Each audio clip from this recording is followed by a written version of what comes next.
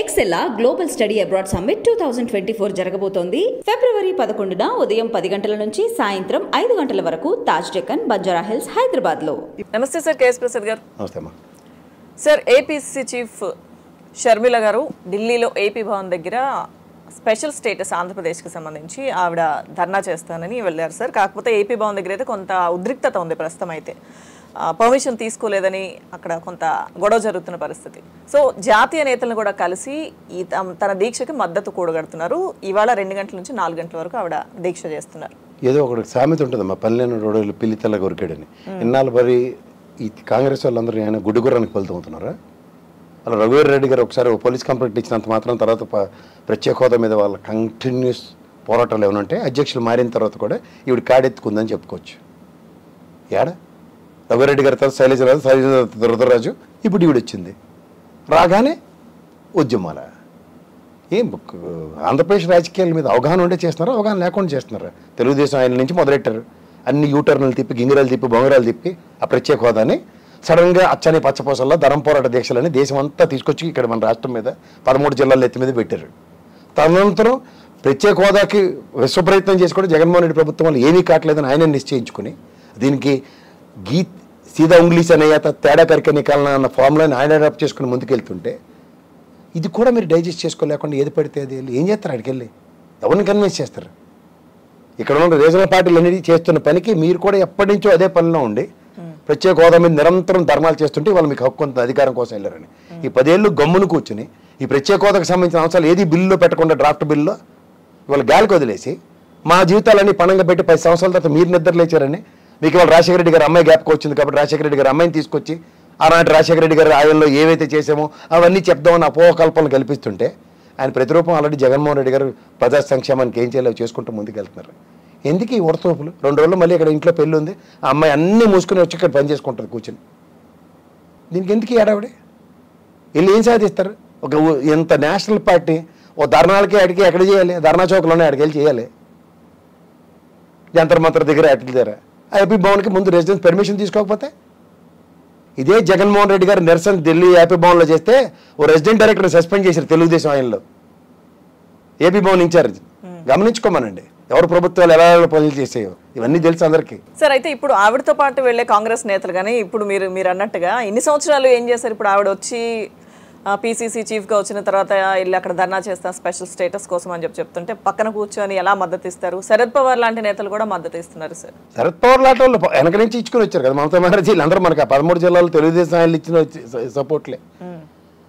వీళ్ళందరూ ఆ రోజు బిల్లు పెడుతున్నప్పుడు ఏం చేశారు? శరద్ పవార్ సంబంధించిన ఎమ్మెల్యేలు, ఎంపీలు కానీ లేదంటే ఆనాటి రాజ్యసభలో ఉన్న ఎంపీలు, పార్లమెంట్లో ఉన్న ఎంపీలు, కొన్ని ఎమ్మెల్యేలు వదిలేండి, ఏం చేశారు వాళ్ళు? అరే మనం అందరి సమక్షంలోనే రాష్ట్రాలు విభజించినప్పుడు వాళ్ళకి రాష్ట్రానికి కావాల్సిన హక్కుల్ని పరిరక్షించవలసిన బాధ్యత ఉందా లేదా అన్న ప్రశ్నకి సమాధానం చెప్పానండి. 10 ఏళ్ళ తర్వాత ఎవడొడుకుని నిద్రలు తెలివి వచ్చాయని చెప్పి ఐఎన్డీఏ కూటమిలో ఆంధ్రప్రదేశ్లో ఉన్న కాంగ్రెస్ కూడా ఉంటుంది, జాతీయ కాంగ్రెస్ అని చెప్పి శరద్ పవార్ వచ్చి మద్దతు ఇస్తే ఎవరికి ఇస్తున్నారు మీరు? ఎవరు నిరసనలు ఎక్కడ తెలియజేయాలి? మీరు పార్లమెంట్లో ఉన్న 52 మంది ఉన్న కాంగ్రెస్ పార్టీ ఎంపీలు కానీ శరద్ పవార్ గారి ఎంపీలు కానీ ఈ ప్రత్యేక హోదా మీద గెలవనిపిస్తారు. బడ్జెట్ సమావేశంలో కదా అక్కడ గెలవనిపించండి వెళ్ళి. ఇది 10వ సంవత్సరం అయిపోతుంది, ఇప్పటికి కూడా విభజన హామీ ఒకటి కూడా ఇవ్వట్లేదు, ప్రత్యేక హోదా ఇవ్వలేదు. ఏం చేశారు సమాధానం చెప్పమని నిలదే మనం. అది రాష్ట్ర ప్రభుత్వం వల్ల అంటున్నారు. మళ్ళీ రాష్ట్రపతి మా అప్పుడు ఖచ్చితంగా మన రాష్ట్ర ప్రభుత్వంలో 25 మంది ఎంపీలు వర్తిస్తారు కదా. 25 మంది ఎంపీలు మీరు కాంగ్రెస్ పరంగా నిలబడి అడుగుతుంటే ప్రత్యేక హోదా మీద మన ఎంపీలు మద్దతు ఇవ్వకపోతే అప్పుడు నాతో మాట్లాడండి. చెప్పు దెబ్బ లేనేదంటారు మీతో. ఇదెక్కడ పెట్టారు అమ్మా? ఇదెక్కడ పెట్టారు? గత ప్రభుత్వం నుంచి 25 మందిలో 24 మంది ఎంపీలు రాజీనామాలు చేశారు ప్రత్యేక హోదా అంశం మీదే. తెలుసు కదా, కాంగ్రెస్ టీడీపీ కలిపి, వైఎస్ఆర్ కాంగ్రెస్ అండ్ టీడీపీ కలిపి రాజీనామాలు చేశారు ఒకరి తర్వాత ఒకరు, ఒక హరిబాబు తప్ప. ఆ తదనంతో 13 జిల్లాల్లోనూ నిరాహార దీక్షలు చేసుకుని నానా తిప్పబడింది తెలుగుదేశం. నల్ల చెట్లు, నల్ల ధర్నాల్లో జగన్మోహన్ రెడ్డి గారి దీక్షలు తెలియదా దీని మీద, ప్రత్యేక హోదాల మీద? మన కనీస మర్యాద పుష్టీకరించే ఉద్దేశమే లేదు ఆ బీజేపీ వాళ్ళకి. వాళ్ళ మీద నిరసనలు మీరు పార్లమెంట్ సాక్షిగా చేయకుండా ఎవరు చేస్తున్నారు? ఇప్పుడు కాంగ్రెస్ మళ్ళీ ఏపీలో యాక్టివ్ అయిందని చెప్పడానికి అసలు అంటే ఉద్దేశం ఏంటి సార్? ఇప్పుడు ధర్నా చేయడానికి ఏపీ భవన్ దగ్గర స్పెషల్ స్టేటస్ కోసం ప్రత్యేకించి ఇండివిజువల్ ఐడెంటిటీ క్రైసిస్ అంటారు. షర్మిలమ్మకి అదే problem. She wants to prove her identity as if. ఇప్పుడు మామూలుగా చూడ సునీత ముందు ఆవిడ డాక్టర్, షర్మిలమ్మకి ఏముంది? ఇటు తిప్పి అటు తిప్పి ఆఖరికి రాజశేఖర రెడ్డి గారు అమ్మాయి అని చెప్పుకునే పరిస్థితి తెచ్చుకుంది అమ్మాయి. అది తప్ప ఇంకోటి మాట్లాడలేకపోతుంది. నేను రాజన్న బిడ్డని, రాజన్న రాజ్యం తేవాలి, ఇదే నేను కన్న కళ్ళలో ఎన్నాళ్ళు 10 ఏళ్ళు బట్టి నిద్రపోయే తల్లి. ఇప్పుడు తెలుగు వచ్చి నీకు తెలుగు చల్లని మా మీద నీళ్లు కొడితే తెలుగు తెచ్చుకుని నేను మరి రాజన్న తెస్తానంటే అలాగే రాజన్న సుభిక్షమైన పాలన మీద అన్న చేస్తాండి అక్కడ. నువ్వు మళ్ళీ ఎందుకు వస్తున్నావు మాకు? దాన్ని ఐడెంటిటీ క్రైస్ట్ అంటారు. ఇడిది పడితే ఆ సునీతమ్మ అక్కడ వీళ్ళిద్దరు అక్క చెల్లెడికి పని పోవట్లేదు, తీరు కూర్చొని తారలాడిందంటే ఇదే. కేవలం చూడు థ్రెట్లు ఉన్నాయట. ఎందుకు థ్రెట్లు ఉంటాయి అమ్మాయికి? నువ్వు వివేకం సార్ అమ్మాయి కదా. అంటే ఆడపిల్లలు ఇప్పుడు వీళ్ళు రాజకీయాల్లోకి వస్తున్నారు అని చెప్పి బెదిరించడానికి భయపడడానికి ట్రై చేస్తున్నారేమో సార్. ఎవరు బెదిరిస్తారమ్మా? బెదిరిస్తే బెదిరిపోయే వంశం అదే. వైఎస్ రాజశేఖర రెడ్డి గారి ఫ్యామిలీ అది. వాళ్ళు ఎవరైనా బెదిరించగలరా? ఫేస్బుక్ లో పోస్టులు పెడుతున్నారని సైబర్ క్రైమ్ పోలీసులకు ఆవిడ కంప్లైంట్ చేశారు సార్, ప్రాణహాని ఉంది అని. ఇప్పుడు నన్ను కూడా రోజు ఇంతమంది పెడతారు, నన్ను ఇన్ని కామెంట్లు పెడతారు కిందన. నేను ఇంకా రోజు సైబర్ ఆఫీస్ చుట్టూ తిరగమంటారు అందరు. నేను ఎవరు చదవమన్నాడు అవన్నీ పక్కతీ అమ్మ. అలాంటి ఉడత ఉప్పులకి వాటికి బెదిరిపోయే వంశాలు కావు మీవి, రాజశేఖర రెడ్డి గారి వంశాలు మీవి. అచ్చచ్చు ఆటలు పట్టించుకొని ఆటల మీద టైం వేస్ట్ చేసుకునే బదులు ప్రైమరీ ఇష్యూస్ మీద ఫోకస్ చేయండి. ఒక ట్రాప్లో పడున్నారు మీరు, ఆ ట్రాప్లో నుంచి బయటకు వచ్చే కార్యక్రమం చూడండి. వాళ్ళు మిమ్మల్ని ఏ విధంగానూ ఆదరించట్లే. కరెక్ట్గా మీకు సిబిఐ నోటీసులు వచ్చింది కానీ మీ ప్రస్తావనలో లేవు, ఆ బొగుని ఛానల్లో కానీ ఆ పేపర్లలో కానీ. గమనించుకోమా. అయినా సరే ఇంకా తెలిసి అదే ట్రాప్లోకి వెళ్తే ఏం చెప్పాలి సార్? ఇప్పుడు ఆంధ్రప్రదేశ్కి సంబంధించి ఇంకా ఎటువంటి సమస్యలు లేవా సార్? అంటే ఈ ప్రశ్న కూడా వస్తుంది కొంతమంది నుంచి. ఎందుకంటే ప్రత్యేక హోదా ఒక్కటే ఉందా, దీనికోసం వెళ్ళి అక్కడ ధర్నా చేస్తానని చెప్పి బడ్జెట్ పెట్టారు కదమ్మా. బడ్జెట్కి సంబంధించిన అవసరాలు ఒక్కటైనా పెట్టారు మనకి ఆంధ్రప్రదేశ్కి సంబంధించింది. ఏమి వైజాగ్ స్టీల్ ప్లాంట్ విషయంలో 683 crores కావాలి దానికి. దాని మీద ఏమైనా ఒక్క చర్చ అయినా మాట్లాడుతున్నారా? వాటి మీద ఎందుకు మాట్లాడరు? అంటే ఒక పెపేగా ఒక పదం కనబడితే అది పట్టుకుని దాన్ని పట్టుకుని కాలక్షేపం కార్యక్రమం. విభజన హామీలు ఇప్పటికీ ఆచరణ యోగ్యం కావట్లేదు, అవి ఆచరణకి నోచుకోవట్లేదు.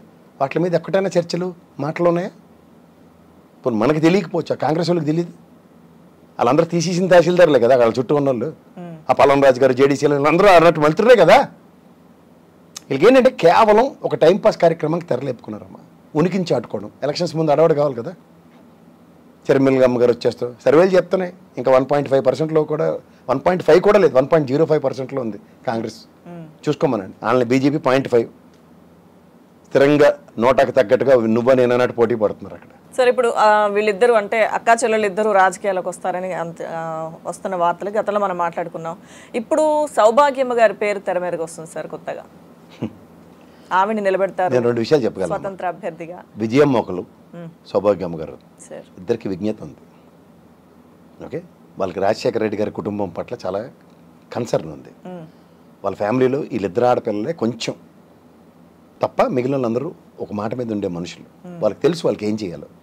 ఏది పొగడి పేపర్లలో వాళ్ళు ఏదేదో రాసేసి అడవాడు చేసినంత మాత్రాన సౌభాగ్యమ్మ గారు వివేకానంద సార్ మర్డర్ విషయంలోనే ఆవిడ చాలా క్లారిటీతోనూ క్లియర్గా ఉంది. అందుకే ఆవిడ మౌనం. అంచేత ఆవిడకి రాజకీయాలు అంటగట్టి రాజకీయ క్షేత్రంలో ఊహకంతాను అవన్నీ పనికిమాలిన విషయాల కింద తీయాలి. ఫస్ట్ ఆఫ్ ఆల్ ఎవడో పనిపాటు లేనోడు రాసి పనికిమాలిన చెత్త అది. అంతకని ఇంకెళ్ళలేదు. ఈ సునీత గారు పోటీ చేయడానికి అంటే సార్ మీరు అన్నట్టు వస్తున్న కథనాలే చెప్తున్నా నేను. సునీత గారు పోటీ చేస్తే ఇప్పుడు కేసు మీద ప్రభావం పడుతుంది, వివేక గారి హత్య కేసు ప్రభావం పడుతుంది, బీజేపీకి వ్యతిరేకంగా వెళ్ళకూడదు. సో కాబట్టి ఆవిడ వెళ్లకుండా వేరే పార్టీల నుంచి ఒకవేళ వెళ్తే మళ్ళీ ఇబ్బందులు ఎదురవుతాయని స్వతంత్ర అభ్యర్థిగా స్వతంత్రంగా ఆవిడ పోటీ చేస్తారు. సౌభాగ్యమ్మ గారి పేరు ఈ యాంగిల్లో వస్తుంది. ఈ యాంగిల్ వచ్చినా అది చాలా తప్పు యాంగిల్ అని చెప్తా. ఇప్పుడు నీకు సింపుల్ లాజిక్ చెప్తా. ఇదే సునీతమ్మ గారు సిబిఐ కోర్టు హైదరాబాద్కి ట్రాన్స్ఫర్ చేయమంటే చేశారు లేదా? వ్యవస్థలు సంబంధిత అధికారులు ఒకళ్ళిద్దరు ఏదో తేడా ఉంటారు తప్ప వ్యవస్థ ఎప్పుడు కరెక్ట్గానే ఉంటుంది. అంటే వ్యవస్థలో ఒక పార్టీ ప్రభావంతోనూ ప్రమేయంతో ఉన్నది కేవలం ఒక అపోహ.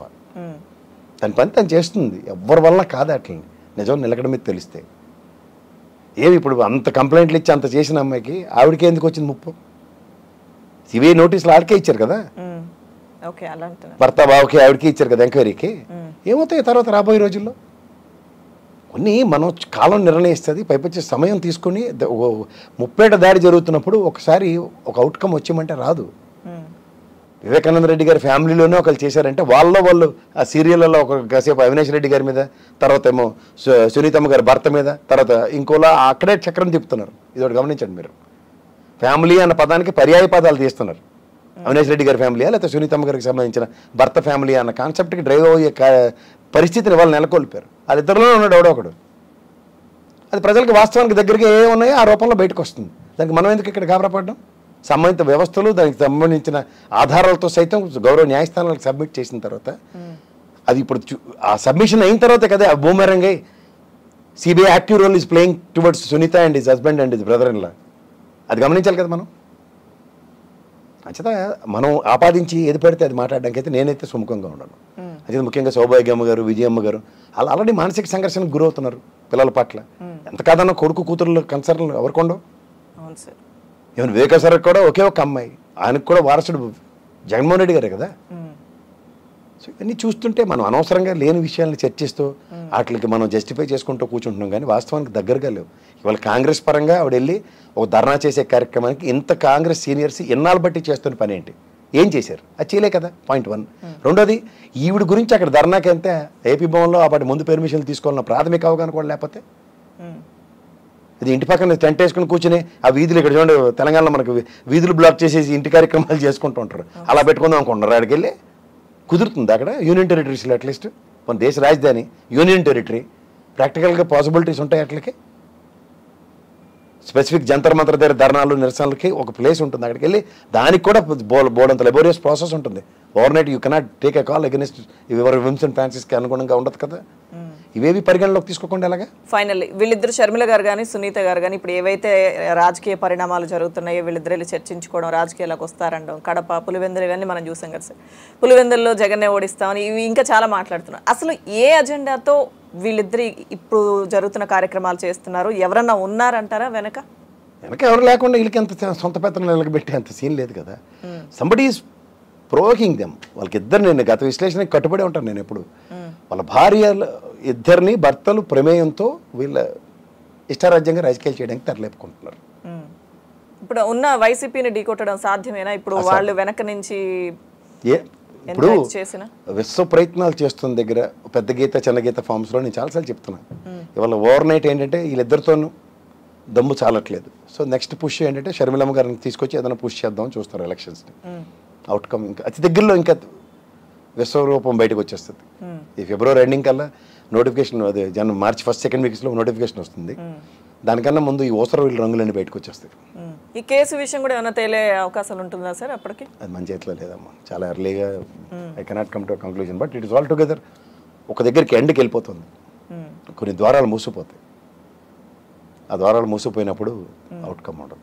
సో మొత్తానికి ఈ స్పెషల్ స్టేటస్ కోసం ఏపీ భవన్ దగ్గర ఇవన్నీ కూడా ఐడెంటిటీ క్రైసిస్ కోసం చేస్తున్నారు. అంతే, obviously it is identity crisis. ఆవిడ ఏంటంటే నేను వస్తేనే కానీ కాంగ్రెస్కి ఏం వల్ల చూసారా నేను అన్న వ్యక్తితో అన్నీ జరుగుతాయన్న ఒక అపోహలో ఉంది. బట్ నిస్త్రాణంగా నిస్తేజంగా పడి ఉన్న వాళ్ళలో చైతన్యం తెప్పించడం ఇంపాసిబుల్. సో దీని తాలూకు రిజల్ట్ కొంత ఎలక్షన్స్ రిజల్ట్స్లో కూడా చూపించాల్సి వస్తేమో కదా సార్. ఇప్పుడు వచ్చిన తర్వాత ఎంతవరకు ఓట్ పర్సెంటేజ్ కానీ అది కాదు కదా. ఇప్పుడు ఉన్న పార్టీలు అందరూ ప్రత్యేక హోదా చుట్టే తిరుగుతున్నాయి కదా అన్ని పార్టీలు. ఎవరి వల్ల కావట్లేదు, వీళ్ళ వల్ల అంతకన్నా కాదు. నేను చెప్తున్నాను కదా, వాళ్ళకి దీనికన్నా బ్రహ్మాండమైన వేదిక ఉంది పార్లమెంట్ సాక్షిగా. వాళ్ళు ఇదే శరద్ పవార్ గారు కానీ ఇదే కాంగ్రెస్ వాళ్ళు ఉన్నవాళ్ళు అక్కడ నిలబడి గలం వినిపించారు అనుకోండి. ఆంధ్రప్రదేశ్ ప్రత్యేక హోదా అయితే దానికి ఎలక్షన్స్ అట్లీస్ట్ ఈ బడ్జెట్లో ఉన్న దాని మీద ఒక్క చర్చనే తెరలేపితే పార్లమెంట్ సెక్షన్స్ నడుస్తున్నాయి కాబట్టి at least we can think about it. అదేది లేకుండా ఇక్కడ వెళ్ళి ఈవిడికి 2వ తారీఖు స్కెడ్యూల్ పెట్టుకుని అక్కడికి వెళ్ళి ధర్నా చేస్తానని వెళ్తే అవుట్కమ్ ఏమిటి? Okay sir, thank you sir Prasad గారు.